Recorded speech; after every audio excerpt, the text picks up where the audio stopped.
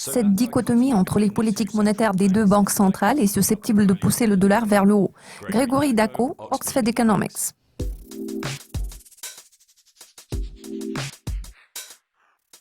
La Fed se montre inquiète quant à l'incertitude générale autour de la politique budgétaire. Que pouvez-vous dire sur les perspectives de l'économie américaine en allant de l'avant? Verrons-nous davantage de hausse des taux cette année?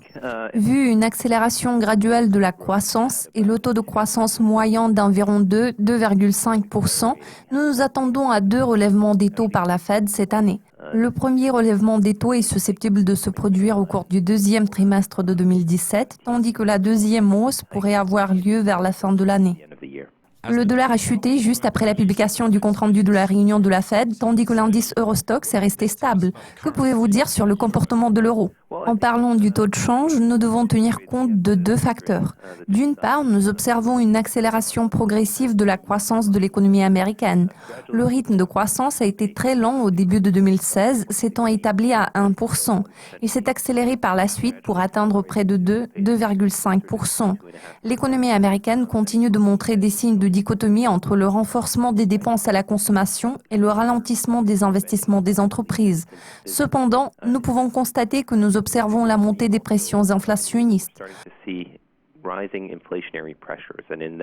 Ce contexte laisse entrevoir un resserrement graduel de la politique monétaire par la Fed. D'autre part, la position de la BCE reste très accommodante. La Banque centrale continue de soutenir l'économie de la zone euro via les mesures d'assouplissement quantitatif et le maintien des taux d'intérêt à un très bas niveau. Par conséquent, la divergence entre les politiques monétaires des 2 banques centrales en question est susceptible de pousser le dollar vers le haut. Cela ne signifie pas pour autant qu'en cas de renversement de ces 2 tendances, nous puissions voir un certain affaiblissement du dollar américain. La tendance générale du dollar restera haussière. En décembre 2016, l'indice PMI manufacturier Caixin a enregistré un 6e mois consécutif de hausse. Cela est-il représentatif de la santé générale de l'économie chinoise au début de 2017? Tout porte à croire que l'économie chinoise est en bonne santé. Bien sûr, le rythme de croissance est en train de ralentir, mais l'élément le plus important concernant l'économie chinoise est le changement en termes de nature de la croissance. Les autorités chinoises sont en train d'effectuer une transition progressive vers le modèle axé sur les investissements, par opposition à l'ancien modèle dominé par les exportations. À l'heure actuelle, la croissance devient de plus en plus tributaire du secteur des services et de celui des dépenses à la consommation. Dans ce contexte, la performance des secteurs présentant une forte capacité excédentaire est susceptible de se dégrader à l'avenir. Il s'agit notamment des secteurs miniers, immobiliers et de l'industrie lourde. À cela s'ajoute le fait que le gouvernement chinois tente de freiner la croissance du crédit. Les dépenses à la consommation et l'activité dans le secteur des services sont également censées s'accélérer.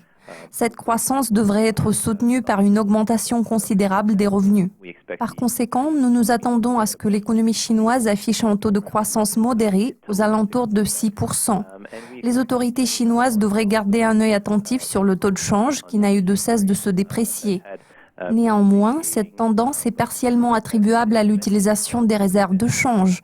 En revanche, le yuan chinois a récemment progressé en raison des attentes d'une légère accélération de la croissance de l'économie chinoise. Merci de vos commentaires, Greg.